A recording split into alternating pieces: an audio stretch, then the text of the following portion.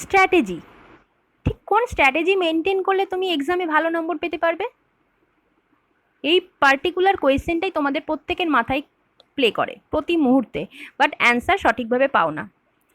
এখন সামনে Delhi police constable, Bengal police constable, KP constable, SI এবং এক্সাইজের অ্যাসিস্ট্যান্ট সাব ইন্সপেক্টরের রিক্রুটমেন্ট বেরোনোর কথা আছে। দিল্লি কনস্টেবল বেরিয়ে গেছে এবং বাকিগুলো এখনও বেরোয়নি, তবে কেউ আমাকে জিজ্ঞেস করো না, কারণ আমি কিন্তু বলতে পারবো না কবে এক্সামের রিক্রুটমেন্ট বেরোবে। কারণ তোমরা জানো সবাই যে মার্চ মাসে বেরোনোর কথা ছিল এই বছরে, কিন্তু করোনার এই সমস্যার জন্য রিক্রুটমেন্ট প্রসিডিওরটা পোস্টপন্ড হয়ে যায় এবং নোটিফিকেশানটা পোস্টপন্ড হয়ে যায়। তবে এইটুকু বলতে পারি, এই বছরের শেষের দিকে অথবা সামনের বছর প্রথম দিকেই তোমাদের রিক্রুটমেন্ট প্রসিডিওর শুরু হয়ে যাবে। আর একটা কথা, যারা যারা পাখির চোখের মতো এই আগামী যে এক্সামগুলোর নামগুলো বললাম এগুলোকে তোমরা টার্গেট করে রেখেছো, তারা প্রত্যেকেই একটা কথা বলবো, নোটিফিকেশান বেরোনোর জন্য কিন্তু অপেক্ষা করো না। নোটিফিকেশান বেরোচ্ছে কি বেরোচ্ছে না সেটার উপরে নজর রেখো, কিন্তু প্রিপারেশান কিন্তু আজ এই মুহূর্ত থেকে শুরু করতে হবে তোমাদেরকে। কাল করব, নোটিফিকেশান বেরোক তারপরে করব, এই জিনিসগুলো কিন্তু মাথাতে এনো না। ক্লিয়ার? তো আজকে বেসিক্যালি আমি স্ট্র্যাটেজিটা নিয়ে কীভাবে কী প্রিপারেশান নেবে সেই স্ট্র্যাটেজিটা নিয়ে আমি ডিসকাস করব। যারা যারা ভিডিওটি দেখতে চাও পুরোপুরি শেষ পর্যন্ত দেখো, বুঝতে পারবে। ফার্স্টে আমি সিলেবাস নিয়ে আলোচনা করছি। দেখো, অ্যারিথমেটিক, জেনারেল অ্যাওয়ারনেস, ইংলিশ এবং রিজনিং। বেসিক্যালি এই চারটে সিলেবাস, এই চারটে টপিকের ওপরেই তোমাদের এক্সাম হয় এবং এখন কোন টপিকের ওপরে কত মার্কস ক্যারি করছে কোন এক্সামে সেটা তো নোটিফিকেশানের উপর ডিপেন্ড করে, সেটা আমি এখন তোমাদেরকে আলোচনা করার দরকার নেই, কারণ নোটিফিকেশান যখন বেরোবে কোনো এক্সামের তখন সেটা নিয়ে ডিসকাস করবে কোন টপিকের ওপরে কত নম্বর রয়েছে, কোন টপিক থেকে কত নাম্বার ক্যারি করতে হবে তোমাকে, সেটা নিয়ে তখন ডিসকাস করবে। তোমাদেরকে এখন ইন জেনারেল কি দরকার, এই চারটে টপিক তোমরা যেন একদম রেডি করে নিতে পারো। তোমাদের হাতে কিন্তু হার্ডলি 6 মাস সময় আছে। যারা নতুন প্রিপারেশান নেওয়া শুরু করছো এমনটা ভেবো না যে 6 মাসে আমরা কি পারবো, অবশ্যই পারবে। যদি তোমরা ঠিকমতো স্ট্র্যাটেজি মেনটেন করে প্রিপারেশান নিতে পারো অবশ্যই তোমরা 6 মাস পরেই চাকরি পেতে পারবে, কারণ এগুলোতে খুব বেশি টাফ কোয়েশ্চেন আসে না। একটু বুদ্ধি, একটু সচেতনতা এবং একটু স্ট্র্যাটেজি, একটু আত্মবিশ্বাস, এই জিনিসগুলোই দরকার এক্সাম ক্র্যাক করতে গেলে। চলো ফার্স্ট আমি দেখব অ্যারিথমেটিক থেকে কী কী টপিক আসে। অ্যাভারেজ গড়, জটিল সুদ, শতকরা, সময়কার্য, লাভ ক্ষতি, দশমিক, অনুপাত সমানুপাত, সংখ্যাতত্ত্ব, লসাগু গসাগু, সরল সুদ, সময় দূরত্ব, বয়সের অঙ্ক এবং মিশ্রণ। এই কটা হচ্ছে চ্যাপ্টার। বেসিক্যালি অ্যারিথমেটিক বলতে এই কটা চ্যাপ্টারকে বোঝানো হয়। তোমাদেরকে এই প্রত্যেকটা চ্যাপ্টার খুব সুন্দর করে নিয়ম মেনে অঙ্কগুলো সলভ করতে হবে। প্রতিদিন চ্যাপ্টার ওয়াইজ অঙ্ক করবে, কোনো মিসলেনিয়াস অঙ্ক করবে না। মিসলেনিয়াস ইন দ্য মিনস কী বলতে চাইছি আমি, কোনো প্র্যাকটিস সেট দেখে এখন অঙ্ক করবে না, এখন চ্যাপ্টার ওয়াইজ অঙ্ক করবে। কি বই কিনবে আমি ডিটেলসটা পরে জানিয়ে দিচ্ছি। তোমাদেরকে এই চ্যাপ্টার ওয়াইজ অঙ্ক আমি ইউটিউবে করিয়ে দিচ্ছি, এই আমার এই চ্যানেলেই করাচ্ছি। তোমরা যারা দেখোনি তারা প্লেলিস্টে যাও, প্লেলিস্টে গেলেই লিঙ্কটা পেয়ে যাবে। ফোল্ডার করে করে দেওয়া আছে, chapter wise math, chapter wise English, এভাবে ফোল্ডার করে করে দেওয়া আছে। ফোল্ডারে ওপেন করলে তোমরা যে কটা ক্লাস এখনও অবধি করানো হয়েছে তোমরা পেয়ে যাবে এবং এইখানেই আমি ক্লাসগুলো নেব। ঠিক আছে, সরি। তো এই ব্যাপারগুলো একটু দেখবে। এরপরে নেক্সট চলো জেনারেল অ্যাওয়ারনেস। জেনারেল অ্যাওয়ারনেস থেকে কি করবে দেখে নাও। ইতিহাস, কালচারাল হেরিটেজ, সংবিধান, বিজ্ঞান, বিজ্ঞান বলতে জেনারেল সায়েন্স বলতে ওখানে রসায়ন বিজ্ঞান, ভৌত বিজ্ঞান এবং জীবন বিজ্ঞান তিনটেই পড়ছে। ভূগোল, একদম ইন্ডিয়ান ভূগোল, ইন্ডিয়ান জিওগ্রাফি, আচ্ছা Indian culture, current affairs, static GK. এবার এই স্ট্যাটিক জিকের মধ্যে যেগুলো ইম্পর্টেন্ট সেগুলো হলো games, books and authors, awards, famous persons and their inventions. তাছাড়া রয়েছে দৈনন্দিন বিজ্ঞান, দৈনন্দিন জীবনে আমাদের যা বিজ্ঞান দরকার হয়। এছাড়া আছে বিখ্যাত দিন, কোন দিন কেন বিখ্যাত। বেসিক্যালি এই টপিক কটা রেডি করতে পারলে তোমরা 80% এক্সামে ক্র্যাক করার, 80% সিলেবাস কমপ্লিট হওয়ার মতন কিন্তু প্রিপারেশন তোমাদের থাকবে। ঠিক আছে, এবার কোন টপিক থেকে কীভাবে কী করবে পরে বলে দিচ্ছি। এরপরে আছে ইংলিশ। ইংলিশ থেকে কি করবে, মেন যে জিনিসটা সেটা হলো স্পেলিং টেস্ট। স্পেলিং মিস্টেক থাকে এবং সেখান থেকে কোনটা ঠিক বানান সেটা তোমাকে বাছতে হবে এবং বেছে টিক মারতে হবে। এবার ব্যাপারটা হচ্ছে এই স্পেলিং মিস্টেকের জন্য কোনো পার্টিকুলার বই হয় না। তোমরা যখন ইংলিশ প্র্যাকটিস করবে, কোনো ভোকাবুলারি করবে বা কোনো প্র্যাকটিস সেট করবে, স্পটিং এরর করবে, তখন যে বানানগুলো দেখবে না ওয়ার্ডের, সেই বানানগুলোকে খুব ভালো করে পর্যবেক্ষণ করবে, তাহলেই সেগুলো মাথায় থেকে যাবে। আচ্ছা, এরপরে আছে sentence arrangement, error correction. Error কারেকশানের মধ্যে অনেক কটা পোর্শন পার্ট রয়েছে। এরর কারেকশান বা স্পটিং এরর আছে, সেন্টেন্স ইমপ্রুভমেন্ট আছে, প্রত্যেকটা এরর কারেকশানের মধ্যেই পড়ছে। এছাড়া আছে preposition, antonym, synonyms, direct indirect speech মানে narration change, voice change, idioms phrase এবং ওয়ান ওয়ার্ড সাবস্টিটিউশন। তোমরা বেসিক্যালি যাদের ইংলিশ একদমই মাথায় ঢোকে না তারা কি করবে, এই ইডিয়মস ফ্রেজ এবং সাবস্টিটিউশন, এই ওয়ান ওয়ার্ড সাবস্টিটিউশন, এগুলো খুব ভালো করে মুখস্থ করবে। মুখস্থ করবে মানে প্র্যাকটিস করা থেকে শুরু করে প্রতিদিন, এগুলোকে প্রতিদিন তোমাদেরকে দেখতে হবে, প্রতিদিন পড়তে হবে, নাহলে কিন্তু মনে থাকবে না। আর সাবস্টিটিউশনের, ওয়ান ওয়ার্ড সাবস্টিটিউশনের বেসিক কিছু রুলস রয়েছে কিছু কিছু সাবস্টিটিউশনের ক্ষেত্রে, তো সেগুলো আমি অলরেডি 2টো ক্লাস আমি নিয়েছি, আরও নেব, সেগুলো তোমরা আমার ইংলিশ চ্যানেলে ইংলিশ ক্লাসে গিয়ে দেখতে পারবে। এই একই চ্যানেলের মধ্যেই রয়েছে, প্লেলিস্টে গেলে ইংলিশের ফোল্ডার তোমরা আলাদা করে পেয়ে যাবে, তাছাড়া আমি ডেসক্রিপশন বক্সেও দিয়ে দেবো। আচ্ছা, ন্যারেশন চেঞ্জ, ভয়েস চেঞ্জের ওপরে আমি ক্লাস নেব, এখনও নিইনি, কিন্তু এখন ব্যাপার হচ্ছে এরর কারেকশান। এরর কারেকশান থেকে করতে গেলে তোমরা কিভাবে প্রিপারেশান নেবে। দেখো, এরর কারেকশান তোমরা অনেকেই বলো যে এরর কারেকশান তোমরা একদমই বুঝতে পারো না, কিন্তু এরর কারেকশান বোঝার জন্য বেসিক যে জিনিসটা রেডি করার দরকার সেটা হলো পার্ট অফ স্পিচ। ইংলিশের পার্ট অফ স্পিচটা তোমাকে কমপ্লিট করতে হবে, রেডি করতে হবে।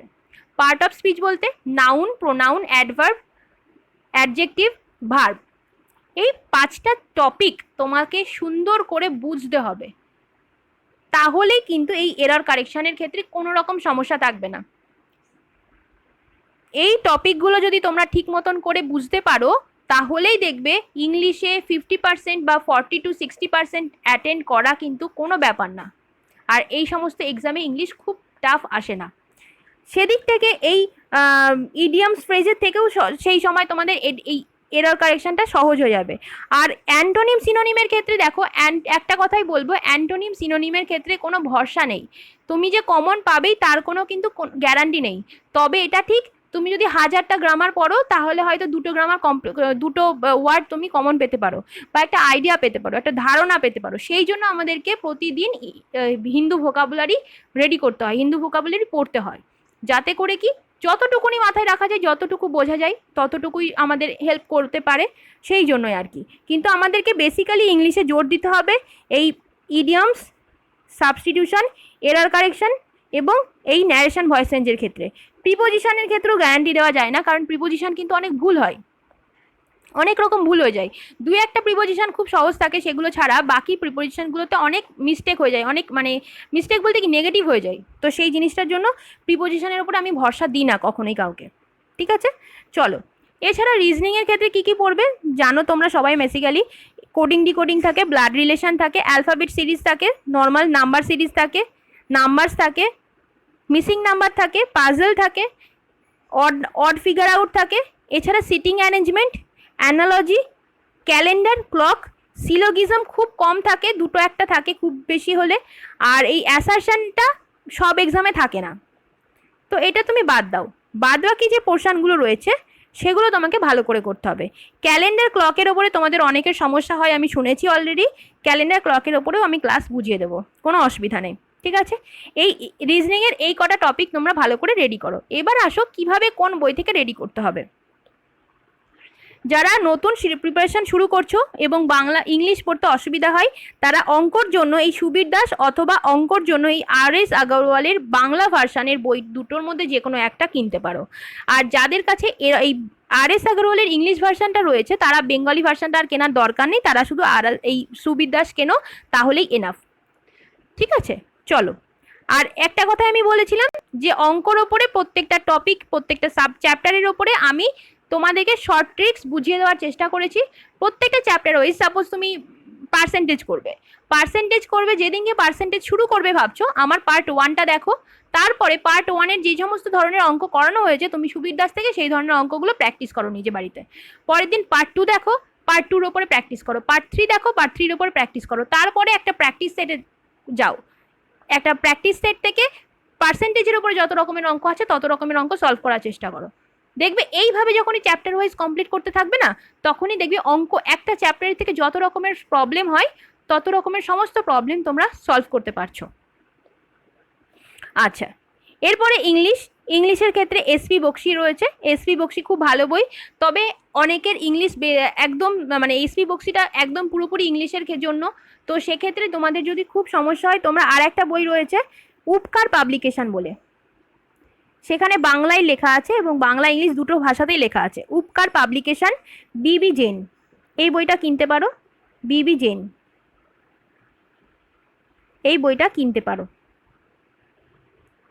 তবে আমি বলবো কেনার দরকার নেই। এই এসপি বক্সি খুব ভালো বই, তার সাথে আমার ক্লাসটা যখনই তুমি করবে, সাপোজ আজকে তুমি প্রোনাউন দেখবে, প্রোনাউন করতে চাইছো, প্রোনাউনটা আমার ক্লাস থেকে পার্ট 1 দেখলে, পার্ট 2 দেখলে, তারপরে এই বইটা দেখলে, বইটা নিয়ে বসলে প্রোনাউনের, তখন দেখবে ইজিলি তুমি বুঝতে পারছো। যে জিনিসটা এতক্ষণ ধরে ইংলিশে ভার্সানে আছে বলে অতটা বুঝতে অসুবিধা হচ্ছিল, যখনই একটা ক্লাস তুমি শুনে নিচ্ছ, ক্লাসটা দেখে নিচ্ছ, বুঝে নিচ্ছ, তখনই দেখবে তারপরে গিয়ে এই বইটা থেকে যখন পড়বে বা প্র্যাকটিস সেটগুলো সলভ করবে, তখন দেখবে তোমাদের কাছে কতটা ইজি হয়ে যাচ্ছে। ক্লিয়ার? চলো, এরপরে আরিহ্যান্টের এই বইটা কিনতে পারো। আর এই রিজনিংয়ের ক্ষেত্রে আরিহ্যান্টের লাল বইটা খুব ভালো বই, ছোটোর উপরে সুন্দর করে দেওয়া আছে। এছাড়া আর.এস. আগরওয়ালেরও এই রিজনিংয়ের বই রয়েছে, সেটা চাইলেও কিনতে পারো। আচ্ছা, এবার আসছে জিকের ওপরে কি বই কিনবে। দেখো, জিকে একটা কথাই বলবো, কোনো সাবজেক্টিভ বই শুধুমাত্র পড়বে না, শুধু সাবজেক্টিভ কোনো বই পড়বে না, বারবার বলছি। জিকে রেডি করতে গেলে তোমাদেরকে ইতিহাসের জন্য এই জীবন মুখোপাধ্যায় বাংলা ভার্সন খুব ভালো বই। ভূগোলের জন্য কার্তিক চন্দ্র মণ্ডল রয়েছে, কিন্তু একটা কথাই বলবো, কার্তিক চন্দ্র মণ্ডলে কিন্তু অনেক ভুল আমি পেয়েছি আমার দিক থেকে। আমি যখন পিডিএফটা দেখছিলাম আমি কিন্তু প্রচুর ভুল পেয়েছি। তাই তোমাদেরকে একটা কথাই বলবো, কার্তিক চন্দ্র মণ্ডল যাদের ইংলিশ পড়তে অসুবিধা হয় বা এই কার্তিক চন্দ্র মণ্ডলটা কিনতেই পারো, তবে অন্ধবিশ্বাসের মতন অন্ধ চোখে অন্ধভাবে কিন্তু পড়ো না, বুঝে পড়ো এবং যাচাই করে নিও বিভিন্ন ডেটা। আর যারা ইংলিশ একটু বুঝতে সুবিধা হয় তাদের এই মাঝি দর্শনটা পড়তে পারো, খুব ভালো বই। তার সাথে ইন্ডিয়ান পলিটি বা ইন্ডিয়ান কনস্টিটিউশনের জন্য তোমরা এই ম্যাকবুক, আরিহ্যান্টের ম্যাকবুকটা কিনতে পারো, এটাও ইংলিশ ভার্সান, খুব ভালো বই, ছোটোর ওপরে দেওয়া আছে। আর যদি বুঝতে অসুবিধা হয় তাহলে বাংলা বই একটা রয়েছে অনাদি কুমার মহাপাত্র, বাট এত মোটা বই কেনার কোনো দরকার নেই, তাই এই বইটা কিনতে পারো, খুব ভালো বই। এছাড়া যখনই তোমরা সাবজেক্টের টপিক ওয়াইজ কোনো চ্যাপ্টার ওয়াইজ পড়বে, সাপোজ আজকে তুমি ইতিহাসের একটা টপিক পড়লে সুলতান যুগটাকে ইতিহাসের বইটা থেকে পড়ার পরে তোমরা এই দুটো বইয়ের মধ্যে যে কোনো একটা বই এটা মানে সাবজেক্টিভ, এটা একটা কম্প্যাক্ট বই, এই কম্প্যাক্ট বইয়ের মধ্যে এই টপিকগুলো পড়তে পারো। ফার্স্টে ডিটেলসটা বই থেকে পড়বে, সাবজেক্টিভ বই থেকে পড়বে, তারপরে এই বইগুলোকে ইউজ করবে, তার আগে নয়। শুধু এই বইগুলো পড়ে পাশ করে একটু সমস্যা হয়। আর একটা বই আছে লুসেন্ট, তোমরা চেনো সবাই, তাই জন্য লুসেন্টের ছবিটা আমি আর দেখালাম না। এই তিনটে বইয়ের মধ্যে যে কোনো বই তোমরা এই একটা কম্প্যাক্ট জিস্ট রাখার জন্য রাখতে পারো, কিন্তু তার সাথে বেসিক জায়গাটা বোঝার জন্য কিন্তু তোমাদেরকে এই বইগুলো পড়তে হবে। তাছাড়া ভূগোলের 9-10-এর বইও তোমরা ফলো করতে পারো। আচ্ছা, এরপরে আসি মক টেস্টের ব্যাপারে এবং কারেন্ট অ্যাফেয়ার্সের ব্যাপারে। কারেন্ট অ্যাফেয়ার্স যখন তোমরা পড়বে, কারেন্ট অ্যাফেয়ার্স আমি আমার এই টেলিগ্রাম গ্রুপে প্রতিদিন আপডেট করে দিই। এছাড়া আমি ফেসবুকেও আমার একটা গ্রুপ রয়েছে, তোমরা জানো অনেকেই, তো সেই গ্রুপে আমি কারেন্ট অ্যাফেয়ার্সটা আপলোড করে দিই। তার সাথে ইংলিশের ভোকাবুলারি প্রতিদিন আমি আপলোড করে দিই এই টেলিগ্রাম গ্রুপে। তোমরা যারা টেলিগ্রাম গ্রুপে নেই তারা এই টেলিগ্রাম গ্রুপটা ডাউনলোড করো, টেলিগ্রাম করে পিডি স্টাডি বলে সার্চ করো, তাহলেই আমার গ্রুপটা পেয়ে যাবে। এবং এই গ্রুপে প্রতিদিন 7:30টার সময় রাত্রিবেলায় মক টেস্ট নেওয়া হয় টপিক ওয়াইজ। কী টপিকের ওপরে নেওয়া হবে সেটা আগের দিন রাতে জানিয়ে দেওয়া হয়। তো তোমরা যারা মক টেস্ট দিতে চাও তারা এই গ্রুপে জয়েন করতে পারো। তো বন্ধুরা, ভিডিওটি যদি ভালো লেগে থাকে অবশ্যই লাইক করো। চলো, থ্যাংক ইউ।